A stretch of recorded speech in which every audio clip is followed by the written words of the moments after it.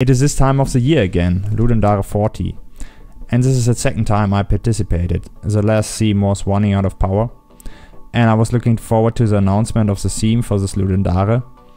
Unfortunately, the more you have, the worse it is made it. And this is where the trouble began. I started to make thoughts what I could do, how a game could be fun using the theme.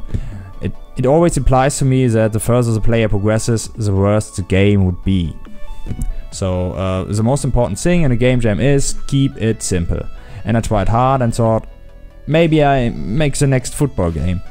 I started to model a character, this was fun, but as soon as I imported the model in Unity and put a third-person controller on it, it started to feel awkward. I was down and threw everything away and tried to make an even simpler game. So I played around with Unity with two simple blocks. And here you can see me playing around with these two blocks, adding some materials, writing some code to move the block, adding the widget body, and finally I got something done that was pretty handy and it was fun to play. You just were able to jump around, move around, rotate the block, and everything was so smooth and stable that I thought, maybe I can make a game out of this. Yeah, and that's it. Welcome to the wall shelf. The big block became the wall shelf and the other block, the small block, became a sphere. And this is the first prototype of the game, which had the new design with this wall shelf and the wallpaper. And one issue I had was, as soon as I reached the target area, I can't control the player anymore. And it was nearly impossible to stay at this target area. So I figured out what was wrong, I changed it a couple of times, I programmed the changing between objects, and they should all feel the same, but somehow they shouldn't feel the same. For example, they shouldn't all have the same mass, they shouldn't have all the same force, jump force, and force to move around. So I just made them a little bit more unique, that okay, when I control a book I can't jump that high, but I have a lot of power. And then I thought, okay, that's a book, a wall shelf. What is on a wall shelf? I looked around and I found this calendar and I thought, maybe this calendar will do it. Especially because there are blocks in it. And this was genius, because these blocks are, from a level design perspective, very good. You can stack them, you can handle them very well, they can rotate and they still stay in the same shade.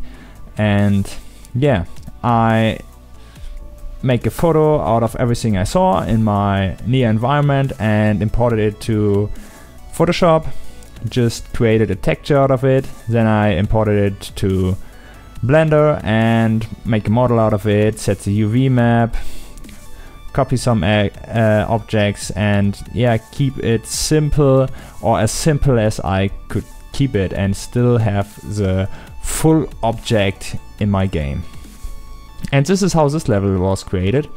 The idea was to just stack the objects, and you can stack the blocks or the calendar very well. So the player has to figure out that the calendar can be rotated by 90 degrees and it's a little bit higher, and then you can stack these blocks. And as soon as I stacked two blocks or three physics objects on one another, they started to shift around. This is a little bit weird. You can see it here with the one.